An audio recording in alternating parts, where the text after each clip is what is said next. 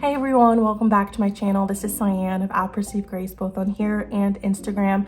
Today is Saturday, August 26th, and I'm going to be setting up my 2023 part 2 reading journal setup, and I'm going to be setting up a fall TBR spread and going over my fall TBR with you.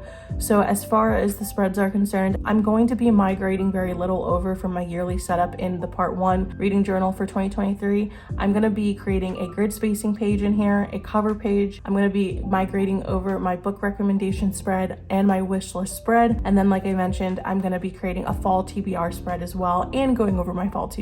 Let's get into the materials. If I haven't mentioned it already, this is my B5 size reading journal from Archer and Olive, and I am an affiliate with Archer and Olive. Use Cyan10 code to save 10%. These stamps I'm also going to be using today. I was gifted these by Paper World Stationery. I am an affiliate with them. My code with Paper World is also Cyan10. These things are going to be linked in my description below. Moving on to the washi tape. This is the Coffee and Books washi tape set from Archer and Olive's recent fall 2023 release from last week. I immediately placed my order for these because I had a feeling they would sell out, and to my knowledge they have sold out, so I apologize if you're seeing them now and you wish you could get them.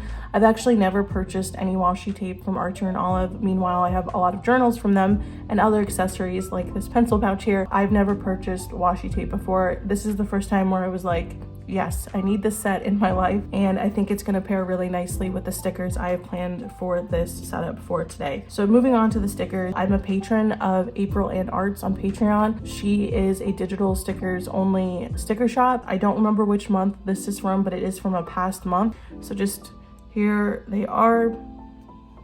You'll see me lay them all out.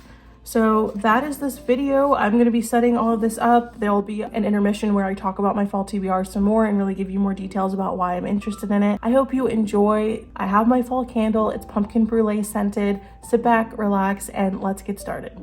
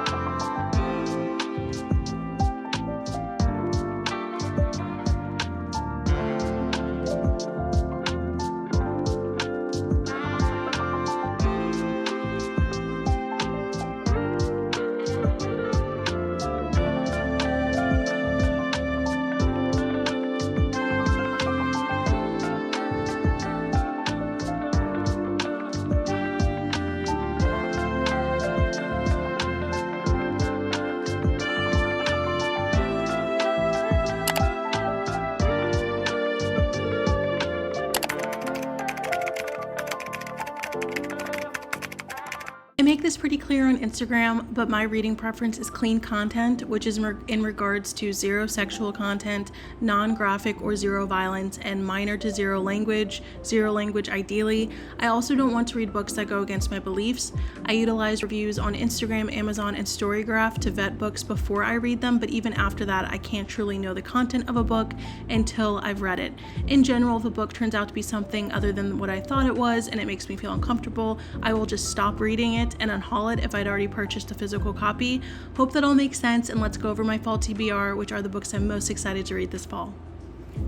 In no particular order, first up is the Remnant Chronicles trilogy. I want to read this trilogy over the course of this fall, so The Kiss of Deception in September, The Heart of Betrayal in October, and then The Beauty of Darkness in November. This is a fairly popular series connected to the Dance of Thieves duology. I have read Dance of Thieves and rated it 4.5 stars. I own this trilogy in the UK covers because they're so much prettier than the US covers. I've heard great things about this trilogy, and to my knowledge, the series is clean or at the very least closed door. Next up is A Lady in Attendance by Rachel Fordham. This is definitely a clean read and has faith-based themes. It takes place in 1898 New York, which I'm excited by because I honestly don't read enough American historical fiction. The synopsis of this confused me a bit when I read it. It was on the vague side, but that made me all the more interested to read it, and the cover is definitely giving fall. I do own the physical copy of this, and I'm excited to get to it in September. I've been saving A Murderous Persuasion for September ever since I read the first book, Pride, Prejudice, and Peril, back in April and rated it 4.5 stars. Something about this cover of the second book makes me think of the first signs of fall. This series is so atmospheric and cozy so far, and I love our protagonist Phaedra, who is a Jane Austen scholar and college professor who actually dresses in Regency garb to teach to her students. The first book definitely left me wanting more, and I'm excited to see what happens with the hints of romance I detected as well. Next up is A Song of Thieves by Jacqueline Guernsey. I don't know too much about this, but in my search for all the clean, non-magical fantasy romances I could find, I came across this one. It was marketed on Instagram as non-magical, and I immediately bought it. It has some good tropes, and I'm definitely looking forward to getting to it, and happy it's the beginning of a series and that I can continue it as the next books come out. This book belongs to one of those decades-long OG cozy mystery series, and books are still coming out for this series. I have not read from this author before, and to be honest, it was a total title and cover buy. I love the title, A Dark and Stormy Tea, and I love the cover as well. The summary also truly sounds menacing, and I have yet to meet an amateur sleuth I didn't like. Let me know if you read from the series and what your favorites are. I am highly anticipating the rest of the Shady Hollow mystery series this fall. The books 2 and 3 expressly take place during the autumn season, so I've obviously been waiting until now to get to them, and book 4, which I was thrilled to find out was even a thing, releases this November, so I want to read it as soon as it releases and obviously get to books 2 and 3 prior. I read the first book back in March and absolutely loved it. It exceeded my expectations and was just the coziest thing with actual suspense at the end. You will fall in love with the descriptions of the small animal town of Shady Hollow. I highly recommend it. Anything Jane Austen inspired is almost always an auto buy for me, so when I overheard someone at Barnes & Noble a couple months ago talking about these books, I bought them that same day. True story. I was not able to find any issues with the content about these, so we'll see, but I love the covers and the premise is adorable, which includes the son of Lizzie and Darcy from Pride and Prejudice befriending the daughter of Catherine and Henry from Northanger Abbey, and cue the amateur sleuthing. I know for sure the first book takes place in summer, so I'm going to get to it quickly in September. Getting to the rest of this trilogy has been a long time coming for me. I read the first book, Sweet Heartbreak, last fall and loved it so much. It ended on a cliffhanger that I had dreams about for weeks where my brain was just trying to fill in the ending. I've put off the series because the whole boarding school setting takes me to the fall season. The whole trilogy is marketed as clean and YA. The first book was definitely clean, and I can't believe I waited this long to find out what happens next. You will love the down-to-earth protagonist Isabel and her swoony love interest, and I'm just really excited to get to the rest of this trilogy. As my hunt for non-magical fantasies continued, my sweet bookstagram friend Jenny of jenny.reads, Geny.reads, let me know that there's not a magic system in this book and that the content was clean. I need no further encouragement after that, but the covers are stunning and definitely sealed the deal. They kind of give me spring and summer vibes, but the genre itself is something I'm not as drawn to the rest of the year, so on my fall TBR they go. I think the third book releases January 2024, so the timing of reading these this fall is perfect, and I really hope I like them. The Sweater Weather series. This is a multi-author series that has been all over my Instagram feed since they were announced and is really taking the clean bookstagram world by storm. I've only read from one of these authors, but I know all of them are known for their clean rom-coms. The covers are so cute. I think the very first cover of the series is my favorite, and I can't wait to read every single one. The tropes are listed out really nicely in the Amazon description for each book, so check it out. This next book, Death Comes to Pemberley by P.D. James, is a book I bought months ago on a whim. I'm just really into collecting Jane Austen-inspired novels, and hopefully this one is good. I'm hoping it's super moody and mysterious. That would be perfect to read on a rainy day or stormy night. Let me know if you've read this one and what you thought. This next book is called The Makeup by Haley Gardner. This is a part of a small town rom-com trilogy that I recently bought the entirety of earlier this month when the third book, The Duet, was released. This is the second book, and the author says they can totally be read out of order, which I plan to do in order to get to this fall cover first. I love the cover, the summary sounds cute, and I really have been in a contemporary rom-com mood lately.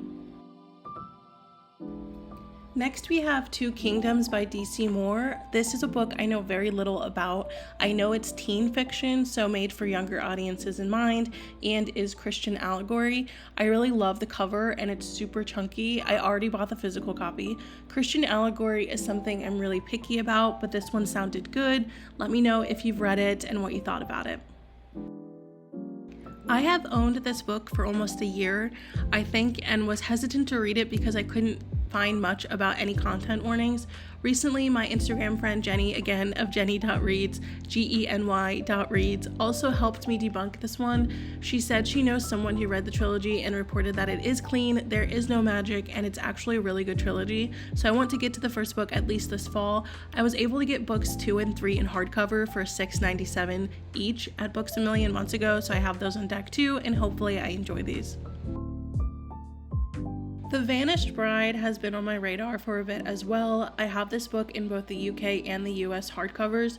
The cover you're seeing is the US hardcover. I love both covers, but they give off very different vibes. This one feels more like fall to me, even though I don't really know when the book actually takes place. The main characters are the Bronte sisters, and they solve mysteries. I imagine the aesthetic will be gothic, and I am excited to read this. I do have high expectations for it. Similar to A Trader's Kiss, I've had this series for almost a year and just couldn't find any reviews on it specifying the content. Someone else on Instagram who knew someone who had read it was able to tell me it was clean or is clean with no magic. You may sense the theme here where most, if not all of the fantasies I've selected are YA. I am not a fantasy reader in general, but for the sake of fall, I want a roster of clean, non-magical fantasies, and YA is good enough for me. I don't really want a lot of world building or details, and I am excited to pick up this series. Next up is The Brothers Hawthorne by Jennifer Lynn Barnes. I actually have pretty low expectations for this. I read the Inheritance Games original trilogy last fall and definitely got caught up in the hype of rating that series super high. Now, if I were to update my rating, I would give book 1 3.5 stars and the other 2 3 stars. So I want to read this new release because it's supposed to focus on Jameson and Grayson's rivalry and brotherhood, I guess. And if anything, that's what I loved most about the original trilogy. The trilogy itself was clean, so hopefully this is too, but we shall see. And if you're wondering, I am Team Grayson. So a little bit of a backstory with this. I messed up with this series because I read book 4, The Bachelor and the Bride, last fall. I absolutely loved it, but I read it having no idea that it was part of an intricate series. So I have not read books 1 through 3, and I have little anxiety about reading book 5 without getting to the earlier books, but I'm just gonna do it. It's fine. So this book, The Queen and the Knave, is the 5th book in the Dread Penny Society series, and it comes out early September. And maybe one day when my entire physical TBR is read, I'll return for books 1 through 3, but this author is really talented in general, and I recommend the Proper Romance line of books from Shadow Mountain Publishing. Everything I've read from that line has been superb. Next up is The Princess Trials by Cordelia K. Castell. Whenever I search clean YA dystopian romance series on Amazon, this series always pops up, and so it's been on my radar for a while. I am hesitant about it, but I'm excited. The last independently published YA dystopian romance series I read was books 1 and 2 of the Desolation series, and they were just not good, as in poorly developed characters and story, in my opinion. The Princess Trials series has nothing to do with that other series, but I guess that's where my bias is coming from, with little to no reason. I really want to like the series, and hopefully I do. It's 5 books long, so I plan to pick up the first book in October and then hopefully be able to read 1 book a month for the rest of fall and through the winter. Now we have Once I Knew by Victoria Lynn. I have high expectations about this book and series. It's by a Christian author and is expressly non-magical. I love the medieval aesthetic and it just sounds really good. I think she has 5 books total planned for this series and book 2 is already out. It's on my September TBR, the first book that is, and I'm super excited about it.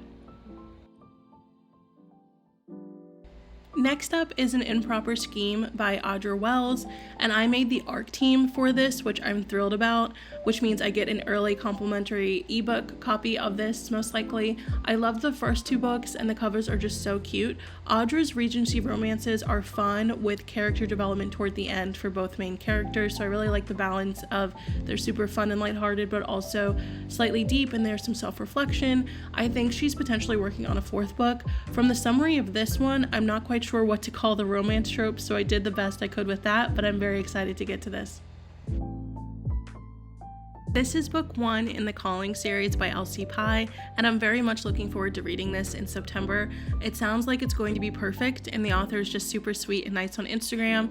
The tropes sound fantastic. I think it's multi-POV as well, and I love the cover. She shared on Instagram that book 2 potentially comes out this fall or at the latest around the new year, so perfect timing to read this one.